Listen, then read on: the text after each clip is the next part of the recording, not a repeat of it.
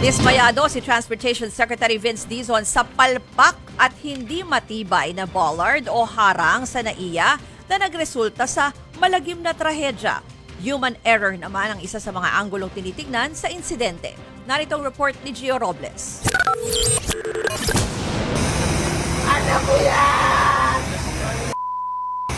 Humahagulgol ang lalaking ito sa Terminal 1 ng Ninoy Aquino International Airport. Anak ko yan! Anak ko yun! Anak ko yun! Siya ang ama ng 5 taong gulang na babae na isa sa mga pumailalim sa SUV na nang-araro sa departure entrance ng NAIA Terminal 1. Sa kuha ng CCTV, makikita ang biglang pagharurot ng SUV sa entrada ng airport. Saktong matao ng mga oras na yon, kaya marami ang nahagip. Sa bilis ng pangyayari, hindi na nakailag ang mga biktima.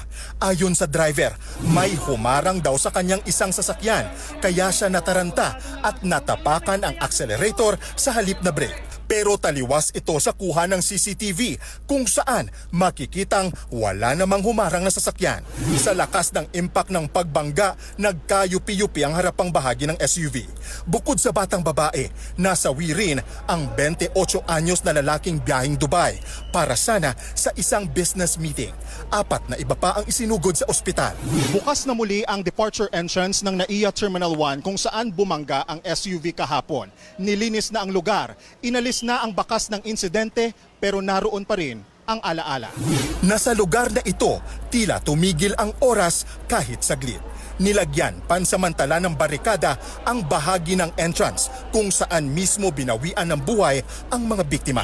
Ang bollard o harang sa mga sasakyan na nasira kahapon, napalitan at nasementohan na. Hindi na itago ng Transportation Secretary Vince Dizon ang pagkadismaya sa bollard na bumigay kahapon. Sa bollard na bumigay na hindi siya ganun katibay, obviously, nakalusot eh. Ang purpose nga ng bollard is really kailangan doon na huminto yung ano eh.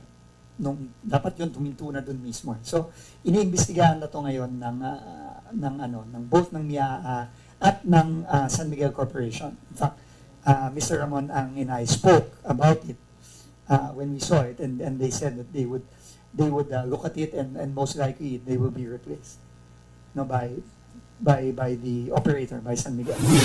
Sa ngayon, na-inquest na ang 47 taong gulang na SUV driver na kasalukuyang nasa kustodiya ng PNP Aviation Security Group.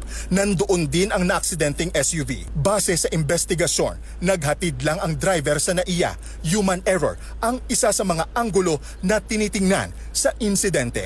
Nung umalis po yung kanyang pasaheros, nakita natin na umabante. And then pagbalik po niya sa sasakyan, and then when he attempt na aalis na po sana, ay pumabante yung sasakyan, nataranta ang kanyang apakan. Akala niya is brake, but it was the accelerator.